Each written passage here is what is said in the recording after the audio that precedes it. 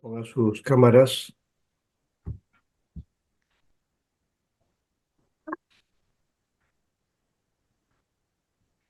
Muy bien.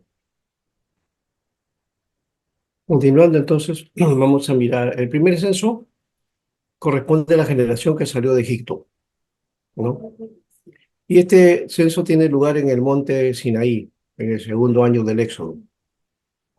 El segundo censo, por otro lado, se hace al final del peregrinaje en el desierto y corresponde a la nueva generación. Se realiza en los campos de Moab, frente a Jericó. Esto sucede entonces 38 años después, justo antes de que la nación entrara en Canaán. ¿Mm? Sí, son dos momentos, ¿se dan cuenta? Es la generación que salió de Egipto y la generación que nació en el desierto, ¿no? Son 38 años, pues 38 años son 38 años.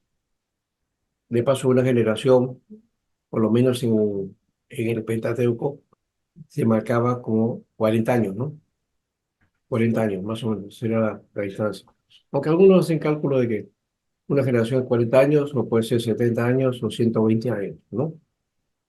Pero más se pega el hecho de 40 años. Así que son 38 años de diferencia. Y No, no, ya lo borré. eso puede ser mucho o poco, depende de cómo lo veamos también, ¿no? Yo estoy pensando, por ejemplo, eh, hablando de deporte. Yo vi a la generación de jugadores del 70 cuando fueron al Mundial, ¿no? Que para nosotros parece una cosa como la gloria, ¿no? Eh, Aunque algunos de repente van a discrepar conmigo, yo siempre digo que Perú no ha sido nunca una potencia mundial en fútbol, ¿no? No lo es. Nunca logramos salir más allá de lo que tenemos y bueno, alguna vez hemos sido campeones sudamericanos, pero nada más que eso. Y la muestra que tenemos una media del deporte del fútbol es media para abajo, es el comportamiento o la actuación de los equipos de fútbol cuando van a la Copa América o la Libertadores, ¿no? A veces, a veces pienso que no deberían ir, porque este, quedamos siempre mal, ¿no es cierto? Ahora, eso, pero el 70 fue una cosa, pues, bueno, creo que se sublimizó el asunto, o sea, se cuenta una gloria grande, no, no fue tampoco así. Sí, fue un gran equipo y buenos jugadores, de paso también, sí. ¿Ya? Pero no, pues no era Brasil, pues, ¿no? En su momento, ¿no? De gloria, o Uruguay, ¿no? Eso es otra cosa, ¿no? Pero tuvo su tiempo. Pero de ese tiempo ya han pasado, ¿cuánto tiempo? Ya 53 años, ¿no? 53 años. No parece, 53 años, son bastante. ¿No? 38 también es más o menos, ¿no? Es una cantidad. 38 años es toda una vida, ¿no? Ahora, entonces, estos dos censos marcaron eso. ¿Y por qué se hizo el censo? ¿O por qué se hacían censos? Bueno, en aquella época no era para ver hoy día la población y ver la educación o las posibilidades potenciales que tuviera este grupo social para eh, los aspectos de desarrollo de la nación, ¿no? No, no apunta a eso.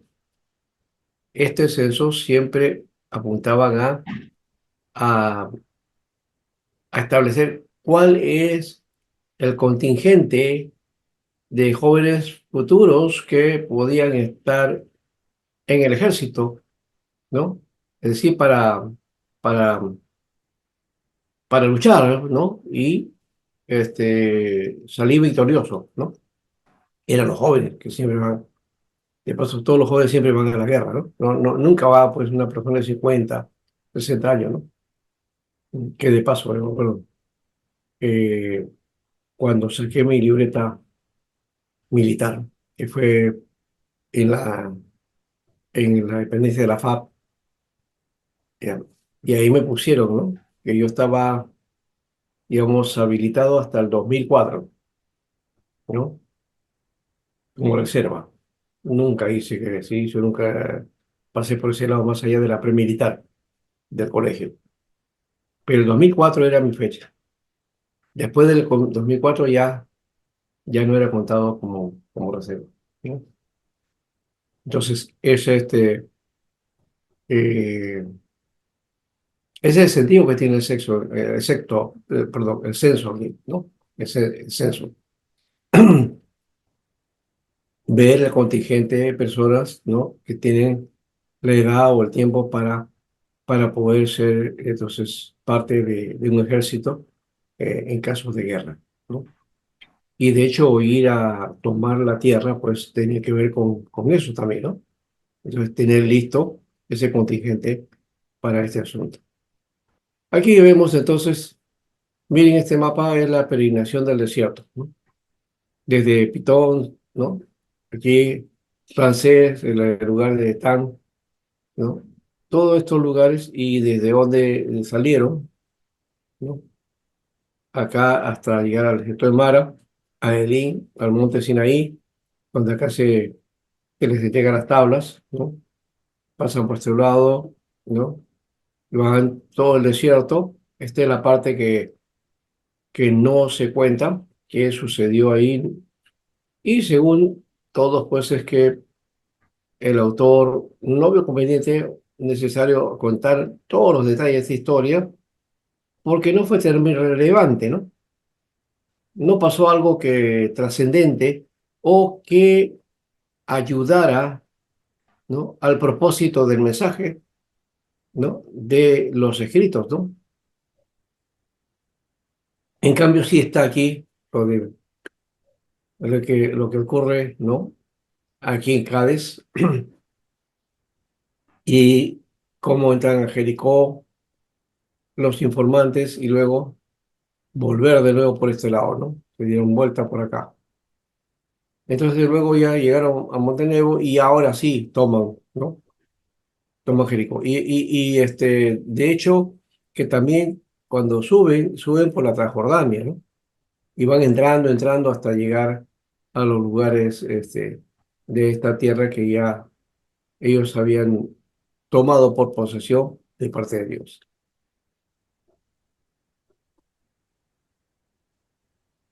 Israel a la entrada de la tierra prometida. Entonces, a un año de haber salido de Egipto, las primeras palabras de Números especifican que Israel sigue en el desierto de Israel, conectándose con la secuencia topográfica y cronológica del libro del Éxodo, Éxodo 19:1, y el Levítico, ¿no? 27:46, ¿no? Esos son las referencias, digamos, que tienen que ver con el tiempo. La suma de todos los hombres de las tribus es de 603.550 varones. Mira, esto implica más de medio millón, ¿no? Más de medio millón de varones, ¿no? Eso está en el número 1:46 y se puede confrontar con Éxodo 38:26. Es un número exorbitante, realmente es un número grande, ¿no? Medio millón de personas. Sin contar a los menores de 20 años, ni a las mujeres, y tampoco a los levitas, porque los levitas no hacían tareas militares. Esta cantidad no refleja una realidad histórica, sino que es expresión simbólica de la gran descendencia con que Dios había bendecido, ¿no? Al pueblo de Israel.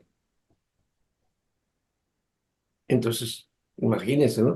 Medio millón de personas. ¿Cuántos serían en todo caso? Algunos ahí eh, critican un poco este aspecto, ¿no?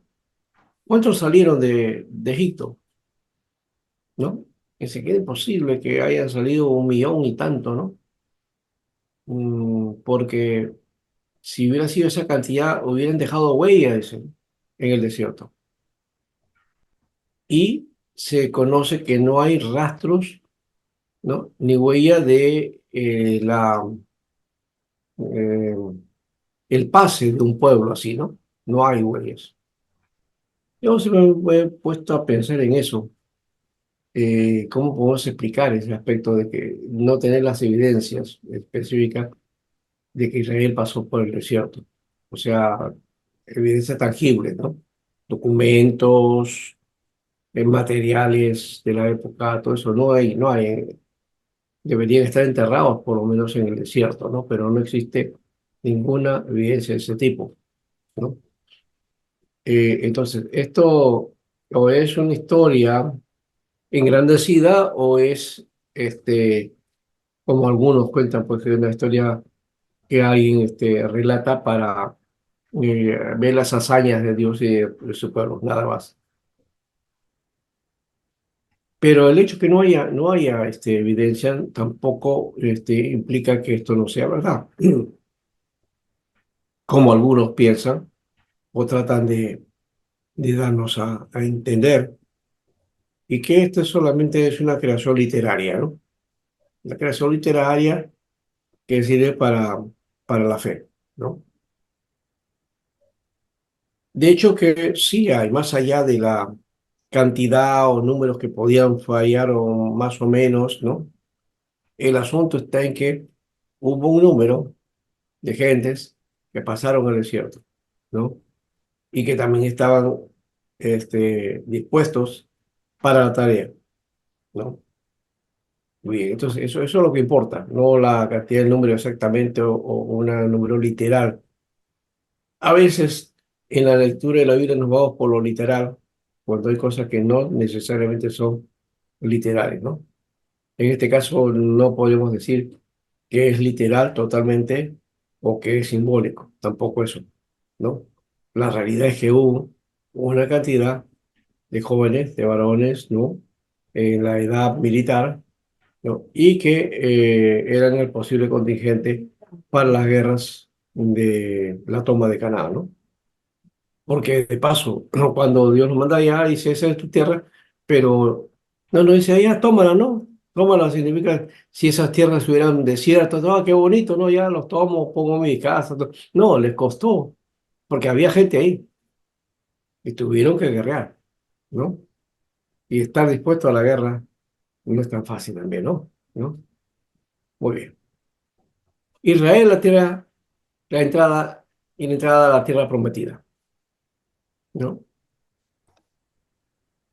A un año de haber salido de Egipto, las primeras palabras de Números especifican que Israel sigue en el desierto, contándose con la secuencia. Bueno, eso ya creo que lo hemos visto también. Ya, ya, ahora. El libro resulta complejo porque mezcla relatos y textos legislativos. ¿Qué estamos diciendo ahí? O sea, cuenta los relatos, las vivencias del pueblo, pero también inserta textos legislativos, o sea, normas, leyes, ¿no? Las demandas de parte de Dios.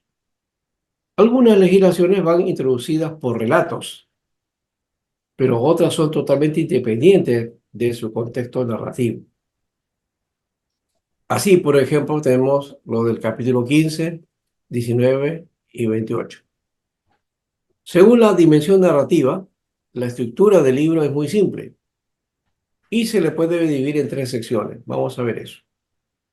Primero, la final de la estancia o el final de la estancia en el Sinaí y últimas disposiciones. 1, 1 al 10 días. El segundo es la marcha desde el Sinaí hasta las llanuras de Moab, 10-11 al 25-18, ¿no? Muy bien. Esto habla de un resumen de todos esos años hasta llegar a las llanuras de Moab. Y lo tercero es la preparación a la entrada de Canaán, capítulo 25, 19 al 36, 13. Esto entonces quiere decir que hay dos momentos, ¿no? En toda esta historia.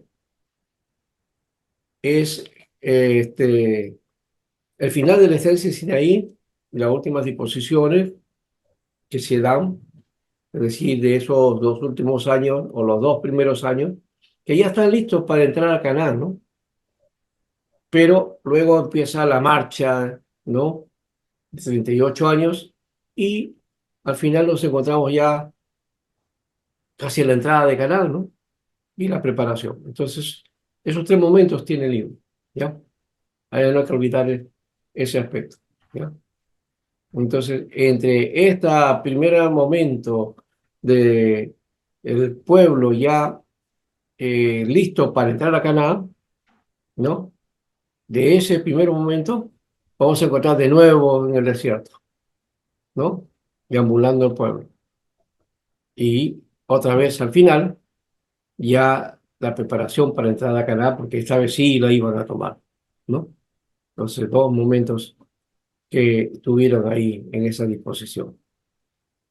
Y 3 momentos en el sentido del hecho del desierto también. Estructura literaria de números. La primera parte abarca los siguientes temas: censo para el servicio militar, el servicio inclusivo de los levitas, por otro lado, el emplazamiento de las tribus o la distribución en donde tendrían que estar, o el lugar que le corresponde, ¿no? Frente al arca, y las tareas de los levitas y sacerdotes, luego el censo de los levitas, que es aparte, y la estadística de rescate de los primogénitos, las funciones de los clanes de Leví, expulsión de los contaminados,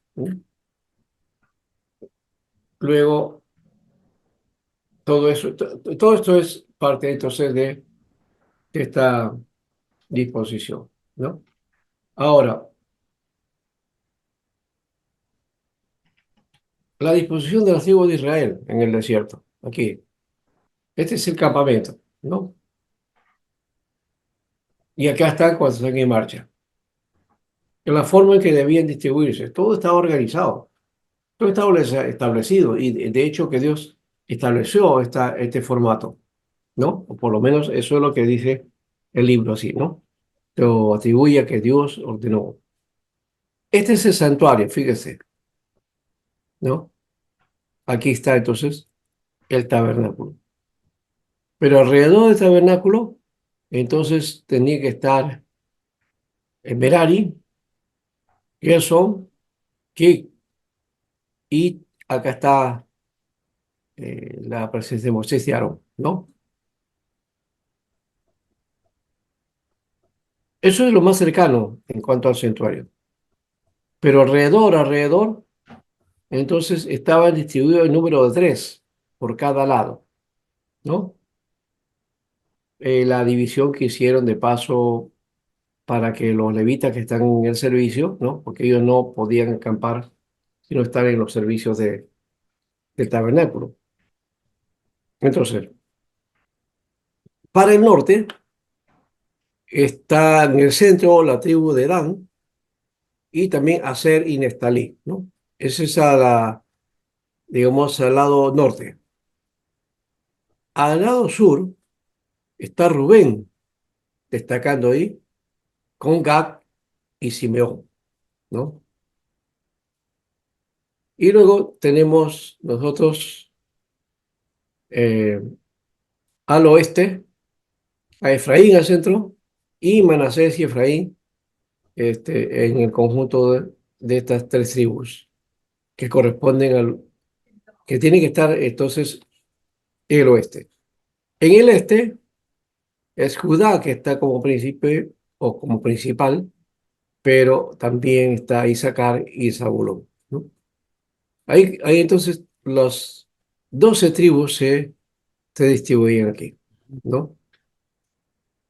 Eso es cuando están en el campamento, así tenía que estar, cuando se establece. Pero cuando están en marcha, entonces vamos a ver también el orden que llevan. Primeramente están los de el este, ¿no? Salen primero Judá, Isaacar y Zabulón. Ellos son los que, digamos, comandan, ¿no? La marcha. Luego Gerson, Merari y llevando la morada, es decir, el tabernáculo. Oye, o sea, después de esas 3 tribus, el tabernáculo era llevado por Gerson y Merari, ¿no? levitas, y luego Rubén, Simeón y Gad detrás. Y detrás de este grupo está aquí llevando el santuario. O sea, aquí en esta parte iba el santuario, acá iba el tabernáculo, ¿no? Pasado esto, entonces está el grupo de las tribus de Efraín, Manasés y Benjamín. Y finalmente Dan, Aser y Neftalí. Entonces ahí están las 12 tribus en el orden que corresponde cuando están en la marcha y cuando están en el campamento, ¿no? Bien. Vamos a ver algunas leyes sobre esos asuntos que tenían o que contiene este libro, ¿no? La segunda sección, de capítulo 5 al C22, parece una sección parentética que separa la primera de lo que habría sido su conclusión. También está entonces en la conclusión de esto es la bendición sacerdotal, ¿no? Que lo mueve como separado de toda la sección. Esta sección incluye los siguientes temas. Uno, sobre las restituciones y contribuciones, ¿no? Capítulo 5 al 10. Dos, sobre la ordalía, es decir, sobre el ritual o juicio por los celos, ¿no? Capítulo 5 11 al 31. Miren, hay unas disposiciones con respecto al celo. Esto es- Eso no hay en otras leyes, ¿no? En otras sociedades, ¿no? En este caso sí. Israel practicaba ese tipo digamos, de cuidado contra los celos. El tercero es la norma sobre los nazareos, capítulo 6 1 al 21. Miren que son nazareos, no nazarenos, ¿no? Algunos confunden y otros también dicen que es lo mismo, pero no tiene nada que ver uno con otro. La bendición sacerdotal es una clave aquí en la sección del 6 22 al 27, que parece haber sido el epílogo de la primera parte, pero puede tratarse de una sección independiente. Aquí está esta bendición, ¿no? Jehová habló a Moisés diciendo, habla a Aarón y sus hijos y diles que así bendeciré a los hijos de Israel. Decirles, Jehová te bendiga y te guarde. Jehová haga resplandecer su rostro sobre ti y tenga de ti misericordia. Jehová levante hacia ti su rostro y ponga en ti paz. Y así buscarán mi nombre sobre los hijos de Israel y yo los bendeciré. Invocar el nombre del Señor. Esto creo que es la clave, ¿no? En Israel. Y también para nosotros, ¿no? Aquí está otro mapa que nos dice entonces todo este relato. Fíjense cómo fue este proceso, ¿no? Saliendo entonces eh, de estos lugares, ¿no? Pintón, Scop, pasando por Mara, Elín, Carrefidín y el monte Sinaí. Y después de eso, ir por el lado de, del Mar Rojo, ¿no? Y acá ya está en el desierto, ¿no? Y llegan hasta acá de Bardea, acá, ¿no? Acá de Bardea. Ahí es donde vuelven de nuevo, ¿no? Y están dando vueltas por este lugar. Y después para ya la toma, no van a Jericó por acá, ¿no? Sino van por este lado, Edom, Moab, ¿no? Pero los que por ese lado, es decir, por la Transjordania, que se establece entonces la entrada a la tierra Canaán. Otra cosa que también es importante que el libro comenta es las estadísticas relativas al culto.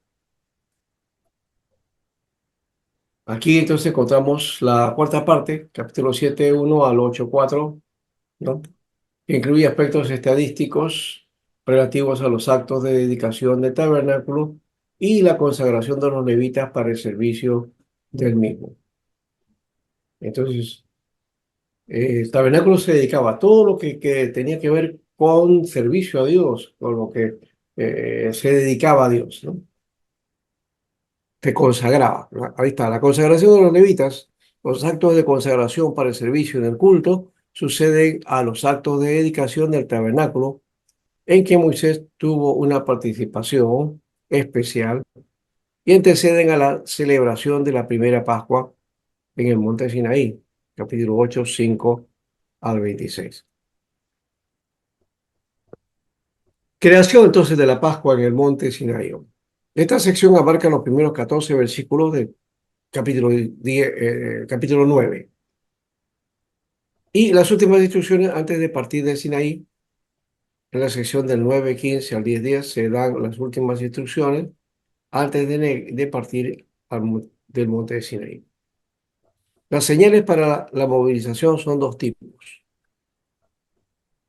La nube estaba sobre el tabernáculo, esa era una señal, ¿no?, que Dios le había dicho a Moisés. Números 9:15 al 23. Trata de la nube y el fuego que se hacía visibles sobre el tabernáculo el día que fue erigido, ¿no? Y según la información de Éxodo 42, tuvo lugar el primer día del mes primero, ¿no? El día de Nisan, o sea, una anterioridad a la celebración de la Pascua, 14 de Nisan, ¿no? La razón para que aparezca esta perícopa en este lugar es porque nos dice que la nube sería una señal para levantar y asentar el campamento en la peregrinación a través del desierto, ¿no? Estas señales se describen en números 10, 1 al 10, las señales de trompeta. El peregrinaje hasta Moab, narrativa de acontecimientos, está la partida de Sinaí, 10, 11 al 20, al 36, perdón. El castigo del pueblo en Tabera, capítulo 11, 1 al 35. María, que es castigada con lepra, capítulo 12, 1 al 16. Bueno, María fue castigada, ¿no? Fue sacada de la comunidad para que pasara su castigo, ¿no? ¿Y cuál fue su pecado? La murmuración, ¿no? Ella murmuró. Es lo que habíamos estado hablando anteriormente también, ¿no? Del tema de la murmuración, ¿no? Moisés envía espías a Canaán, 13, 1 al 33. El castigo del pueblo y de los espías, 14, 1 al 45. Muy bien. 6. Comienzo de una sección normativa, capítulo 15, 1 al 31. Esta es la parte de la ley. El juicio de un violador del sábado, capítulo 15, 32 al 36. Y 8. La terminación de la sección normativa, capítulo 15, 37, 41. La rebelión de Coré y su comitiva, capítulo 16, 1 40. Esta rebelión de Coré es la que se cuenta también en otras partes del Nuevo Testamento, ¿no? Y mortandad en la congregación, capítulo 16, 41 al 50. También aquí se ve la señal de la vara de Aarón. Aquí está mal escrito Aarón, hay que corregir. Capítulo 17, 1 al 13. Muerte de María en Cádiz, capítulo 21. También el milagro del agua que brota de la roca en Meriba, capítulo 20, 2 al 13. Edom, que niega el paso a Israel, capítulo 20, 14 al 22. Eleazar, que sucede a Aarón, otra vez mal escrito, ¿no? Capítulo 20, 23 al 29. Y luego tenemos ahí la señal de la vara de Aarón, la muerte de María en Cádiz, el brote del agua, si está Edom, que niega el paso a Israel, Eleazar sucede, Israel destruyará, capítulo 21, 1 al 3. Creo que esto parece como repetirse, ¿no? La paracleta de bronce, capítulo 21. Y la señal de la vara de Aarón, 17, 1 al 13. Muerte de María en Cádiz, el 21.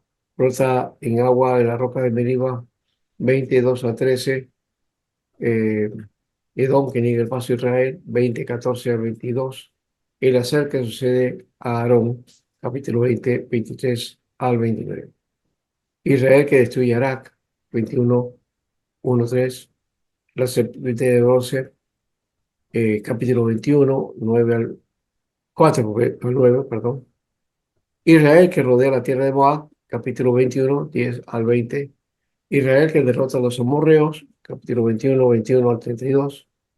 Israel que derrota al rey de Basán, eh, capítulo 21, 33 al 35.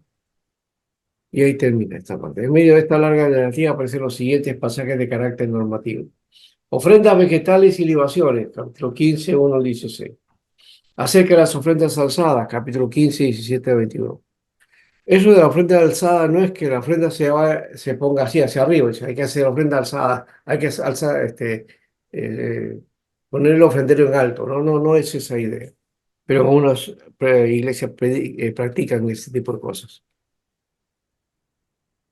Bueno, la expiación del pecado por inadvertencia, ¿no? ¿Cuál es la forma en que podía entonces expiar ese pecado que no se ha hecho en la primera vez? Flecos memoriales en la vestimenta también, por el pariente muerto, una actitud de ese tipo, ¿no? Flecos memoriales en la vestimenta, ¿no? Eh, capítulo 15, 37 a 41. Y deberes de sacerdotes y levitas, capítulo 18, 1 al 3, 1 al 17, o al 7, perdón, capítulo 18, 1 al 7. 6, remuneración de los sacerdotes, capítulo 18, versículo 8 al 20. Remuneración de los levitas, capítulo 18, 21 al 32. El agua para limpieza, capítulo 9, 1 al 22. Como se dan cuenta aquí, es bastante detalloso los relatos y también se va ahondando en las siguientes partes, ¿no? En otro momento. Pero ahí lo tenemos, está en la Biblia, ¿no? Acontecimientos de Moab, que es la primera sección larga, ¿no? Que incluye mucho de narrativa y también material normativo. Abarca desde el capítulo 22, 1 al 36, 13 y contiene las siguientes partes, ¿no? Vamos a ver cómo es eso. Aquí está una de las primeras de Balán y el campamento de Israel en Moab, ¿no? Esta sección abarca capítulo 22, 1 al 25, 18 y trata de la manera como el rey de Moab contrata a Balán, adivino de forma internacional, para maldecir el campamento y la ira, campamento de Israel, que se encontraba junto a su frontera, ¿no? Entonces tenía la bala internacional de Israel. Todo termina con los estragos que al fin de cuentas ocasionó Balán a Israel con su consejo de romper al campamento de israelita por dentro, e introduciendo mujeres, prostitución e idolatría, ¿no? Eso es lo que mezcló y de hecho no fue tan fácil deshacerse de eso. El censo de Israel y Moab, esta sección, capítulo 26, 1 al 65, que abarca el censo de todas las tribus, capítulo 26, 1 al 56, y el de la tribu de los levitas aparte, ¿no? Capítulo 67,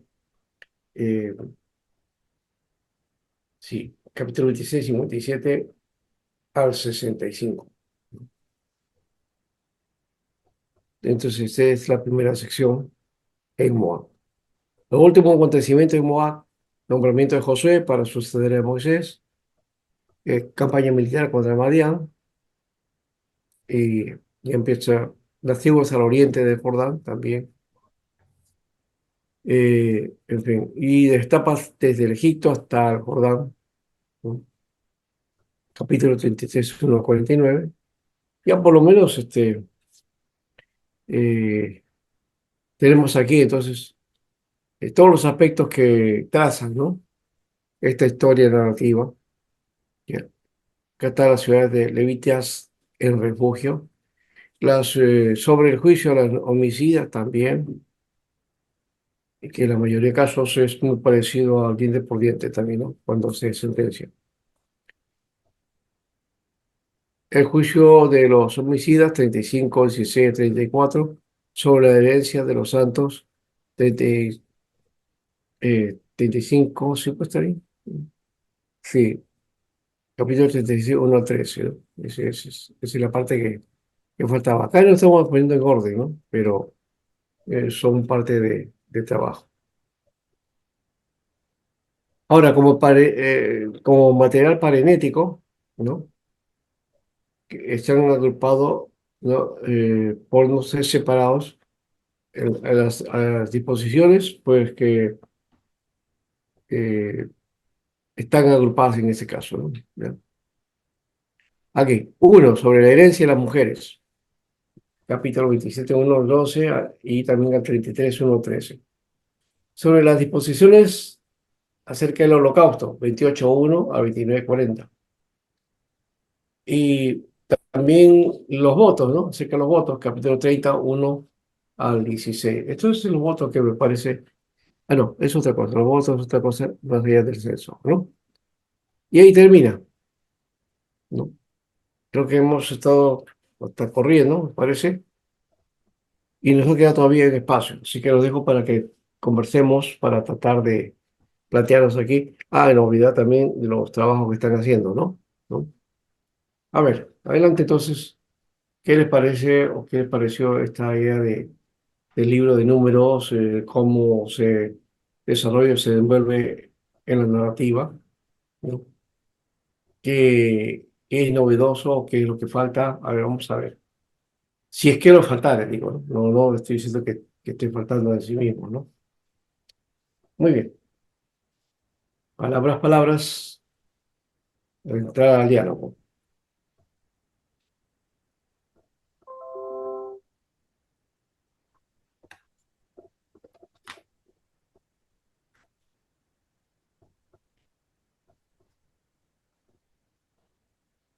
He tratado de sintetizar, básicamente, esta parte de la aparición o del trabajo que estamos desarrollando en cada libro y sobre todo manteniendo el concepto del Pentateuco, ¿no? Como una idea, como una visión que no solamente está reducida a un grupito de personas, sino a toda una dimensión de vida, ¿no?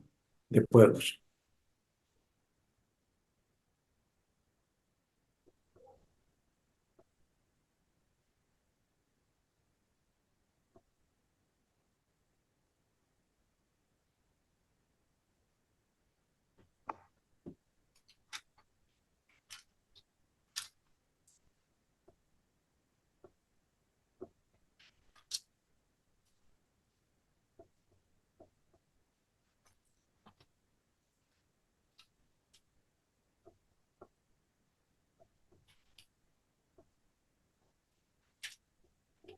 Doctor, usted mencionaba las posiciones de las tribus en el tabernáculo, ¿no? El tabernáculo en el centro ¿Ya? y cada tribu en una determinada posición. Era necesario que todos tuvieran que estar en ese lugar siempre. ¿Y qué, o en todo caso, qué significado tenía? ¿Cuál era el asunto por el que se les delegó esa posición a cada tribu? Algo más o Eh, menos. ya, ya. Esa distribución, por un lado, pues habla de una organización extrema, ¿no? Bien detallado, bien cuidadoso, ¿no? Y que por lo menos para Israel era necesario, ¿no? Eh, y la disposición, ¿no? La disposición que tiene que ver con el cuidado del tabernáculo cuando está en el desierto y en los momentos en que no están alejados de eso y básicamente, a ver, básicamente esa distribución, ¿no? Es el orden establecido por Dios, ¿no? Que no tiene una connotación de más importancia, ¿no? Porque básicamente tienen a todos los de las tribus de Canaán o de las tribus de Israel, ¿no? Bajo esa mirada y un líder, ¿no? Que va a guiar, ¿no? Entonces, de estos cuatro puntos cardinales siempre va a haber cuatro ahí, ¿no? Y ahí vamos también esa, esa visión. Ahora, más allá del criterio de que eh, el asunto de la distribución indica también entonces una extrema organización, ¿no? Un cuidado para trasladar el arca, ¿no? De que tenía que estar resguardado y todo lugar. Y también la forma en que tenían que marchar, ¿no? La forma que tenían que marchar. Si se dan cuenta, entonces en cada lado hay siempre uno que sobresale, ¿no? Judá, Dan, Rubén y Efraín. Y de esto en los Salmos aparece también la figura, ¿no? De esta entre Judá y Efraín, ¿no? Y el Nuevo Testamento afirma también esa posesión, esa idea, ¿no? De Judá y Efraín, ¿no? Como la línea de sucesión para la tarea ministerial, ¿no? Muy bien, entonces ahí tenemos en este caso era para las promesas, ¿no? Judá, Efraín, la promesa se va a reducir a ese grupo, ¿no? ¿No? Por eso que Jesús sale judío, bueno, nace judío, ¿no? ¿No? Y que iba a hacer luz a las naciones y iba a bendecir a todos los pueblos. Un judío haciendo eso, fíjate, ¿eh? Bueno, no lo entendemos así porque la gente está pensando eh, X cosas, ¿no? Pero en fin, ahí va. No sé si hemos tratado hacer la respuesta respectiva, ¿no? Y el orden, ya hemos dicho, tiene que ver con distribución geopolítica y posiblemente cada uno ha cumplido una cualidad particular que permita también eso llevar estos aspectos de trabajos en el desierto, ¿no? Muy bien. ¿Algo más? Hasta una pregunta. A ver, hermano. ¿Cómo era? Porque la tribu de Dan era poca cantidad, Efraín también poco número, a diferencia de los a otros hermanos, porque media tribu de Manasés se queda aquí, porque tenía rebaños, Ujú. y los otros allá. No hay exactitud qué dimensión de terreno eh, a cada tribu, no hay eso, no sé, en la Biblia, pero Mm, hay ciudades bueno, para levitas, ciudades para las mujeres, todo lo demás, pero no dice la dimensión exacta, ¿no? ujú.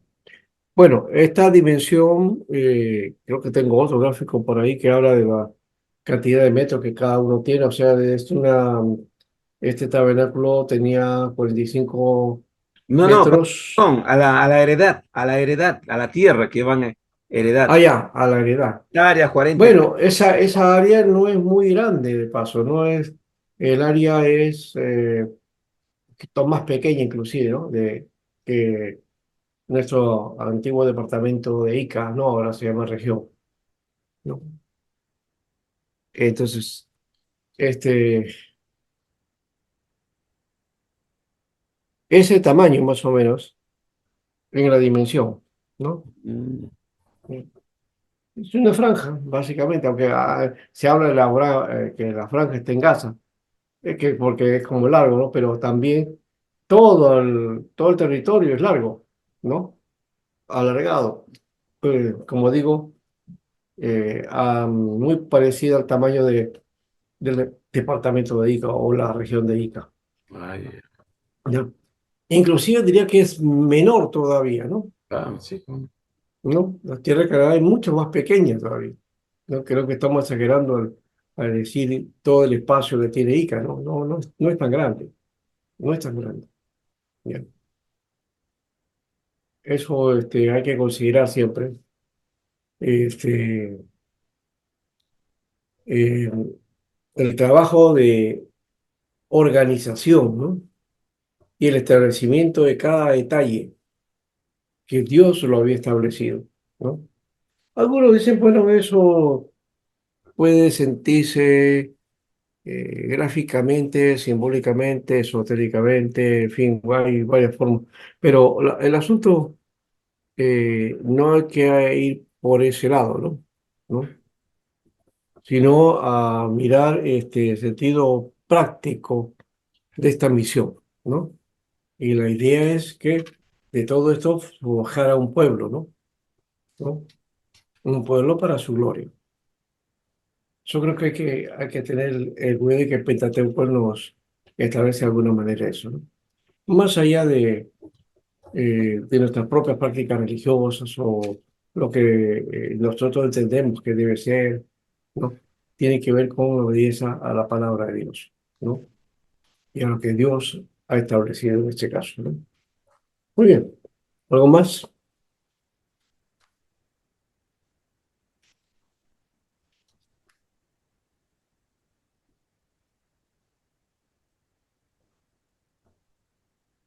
Vamos a ver cómo están. Roger, ¿qué nos dice? ¿Qué nos dice Adrián? A ver, Sol se nos fue, nos ha dejado en la oscuridad. Ese día, ¿no?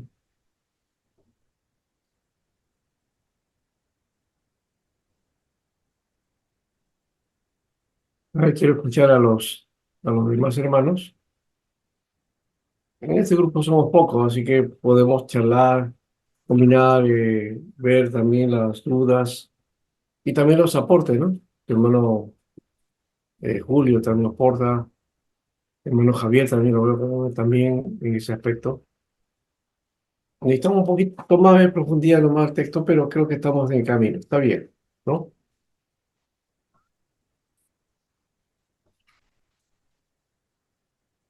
Recuerden que todo este camino en el desierto es la formación de un pueblo, es un desarrollo o un Sí. pueblo eh, en desarrollo, ¿no? Un pueblo en desarrollo. Eso es.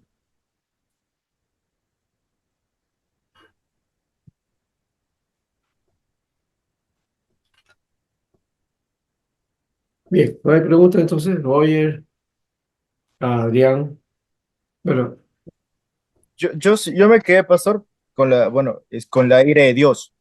Es algo que, ya, y es una, sí, eso me quedé, le quería preguntar, pero se me fue. ya, También dice que Dios es tardo para la ira, ¿no? Entonces, sí, pero, ¿cómo lo podemos replantear eso en nuestras vidas? Porque cuando alguien comete un error, creo que al instante se ve las consecuencias de nuestro pecado. ¿Eso vendría a ser parte de la ira de Dios o parte de nuestros pecados y sus no, consecuencias? no. Eso es la consecuencia de nuestro pecado, no es la ira de Dios. La ira de Dios viene cuando el pueblo, en este caso Israel, de tanto que estaba en esto, cae en hacía, comete, entonces esa grave falta delante de Dios y eso lo lleva a que sea enjuiciado, ¿no? Cae entonces el juicio de Dios, la ira de Dios. Pero no es la idea de Dios estar airados, ¿no? Todo el tiempo, ¿no? Sino que eso ocurre cuando el pueblo rebasa el propósito o la intención de Dios, ¿ya? Y, y bajo ese criterio, entonces, asumir nuestra propia responsabilidad también, ¿no? Dios no puede ser burlado en ese aspecto, ¿no? Y de hecho, tampoco hay que tener miedo a eso. Si ha hecho mal, pues el juicio de Dios o esa ira de Dios se revelará, ¿no? Y se marcará de acuerdo al propósito que establece si tienes, ¿no?, un propósito también, o la evidencia de tu ministerio, de tu tarea, de la obra, ¿no? ¿Ya? Que no siempre son números, ¿no? Por si acaso, ¿no? No estamos hablando no estamos hablando de las vidas, ¿no? De las vidas, de cómo la vida entonces te va caminando para, para engrandecer el nombre del Señor, ¿no? Eso es importante. Gracias. ¿Alguien más? Eh, ya Julio habló, bueno, Adrián estaba por ahí, pero está en blanco. No veo su foto y tampoco lo vemos ahí. Bueno, entonces, ya estamos terminando casi. La próxima semana estamos en Deuteronomio, ¿no? Deuteronomio. Números es fascinante, si dan cuenta, este libro, yo al comienzo también, como vi todas las repeticiones, decía, bueno, pues esto está de más, ¿no? Pero ya hemos visto que no está de más, ¿no? Es un aporte a todo lo que sucedió, ¿no? Entonces, felizmente eso, eh, me parece que esta consejo se va a preservar.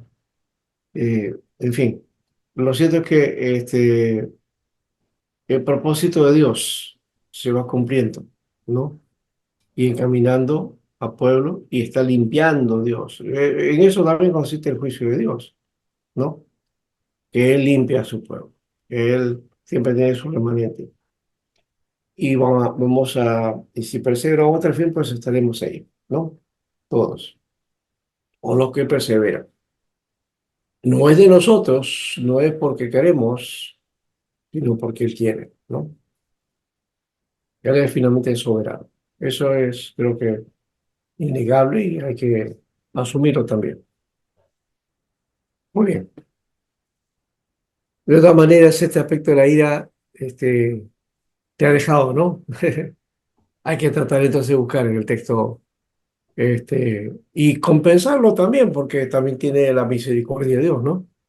Ambas cosas van ahí, juicio y misericordia, justicia y misericordia, ¿no? No es que una cosa se hace y otra no. Eso lo hacemos los hombres, los seres humanos. Pero en este caso van en equilibrio. Es todo un proceso, ¿no? Muy bien.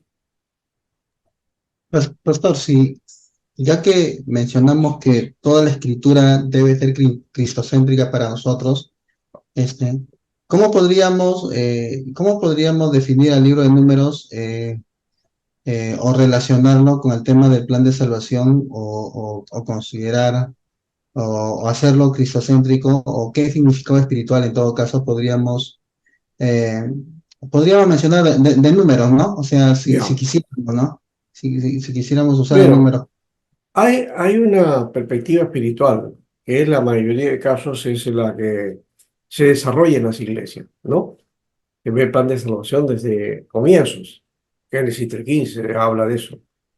Pero Génesis 3:15 básicamente no nos dice mucho acerca del plan de salvación, ¿no? Yo creo que más lo dice Efesios cuando habla de que eh, Dios establece su tiempo, ¿no? Las cosas, ¿no? ¿Ya? Y que nosotros hemos sido formados para la alabanza de la gloria de Dios, ¿no? ¿No? La manifestación de los hijos de Dios, dice, ¿no?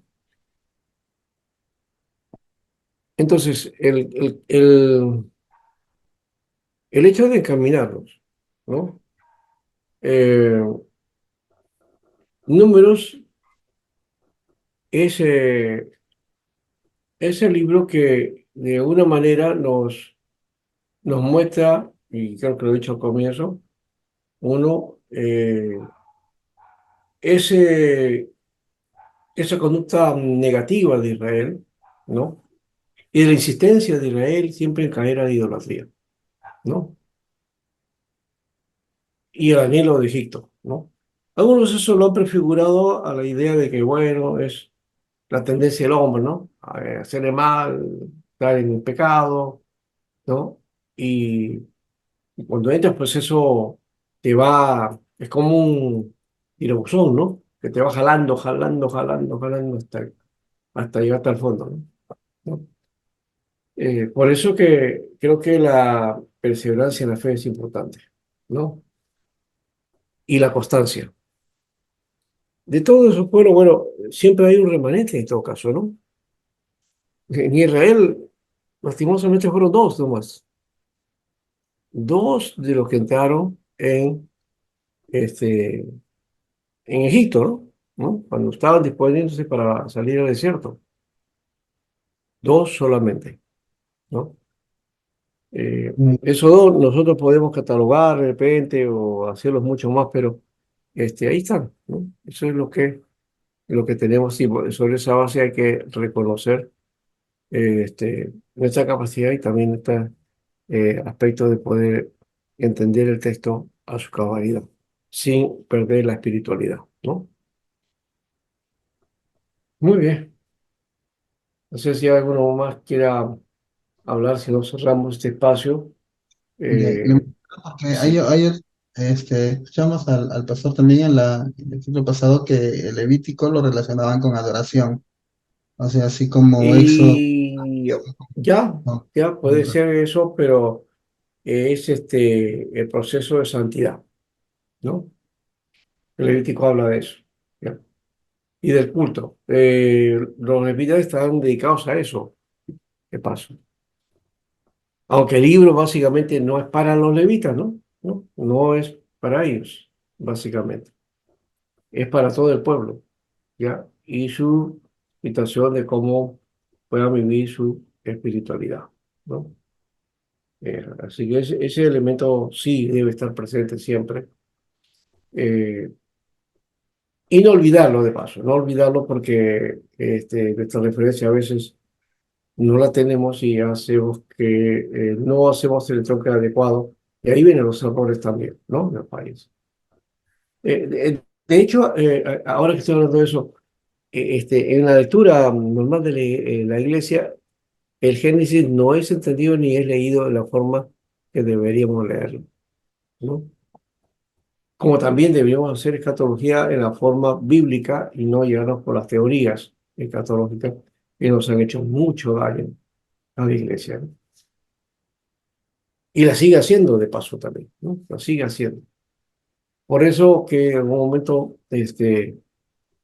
con racionalidad, vamos a solucionar cada detalle y no caer entonces la misma actitud de Israel frente a su Dios, ¿no? Esto quiere decir que Israel nos sirve de ejemplo. Por eso, este, todo debe estar transparente y limpio para el propósito de Dios y para que el pueblo se mueva bajo esas condiciones, ¿no? Sí, Ujú. muy Ujú. bien. ¿Algo más? Si no, bueno, vamos a ir cerrando este espacio y ver también, creo que ya estamos cerrando, ¿no es cierto? Con las lecturas. Y ahora falta una monografía, creo, Una ¿no? monografía, pues. Sí. Sí, entonces eso no se olviden también, que sí me lo tendrían que presentar la próxima semana, sí o sí, ¿no? Entonces, el libro de Pentateuco de Henry Caseles y también el de Pentateuco ya, de Alejandro Félix Mota y Aida Calderón Picaski. Esos son los trabajos que se tienen que hacer al final, ¿no? Pueden ustedes combinar de eso. Esta literatura yo les he entregado a ustedes, ¿ya? Y en base a eso pueden centralizar y hacer Combinar lo como que... pastor. En el sentido de que pueden utilizar el de Henry Castelli y también el de Félix Bota, ¿no? ¿Ya? De ambas informaciones, ¿no? Hacerlo como un todo también. Ah, ya, ya. ¿Ya? Pero De eso se relacionado entiende. al Pentateuco, ¿no? Ajá. Sí, porque el libro es el Pentateuco, Ya. ¿ya? O son lecturas, básicamente, ¿no? Ujú. El Pentateuco. El de Castelli creo no es propiamente un libro, ¿no? Es un artículo, me parece. ¿Ya? Pero el tema está ahí. El tema, a ver cómo lo trabajamos. Porque el tema Cristo, como decía, a veces lo entendemos de otro modo, pensamos que solamente es de nuestras ideas, ¿no? No, pero eso viene del Oriente.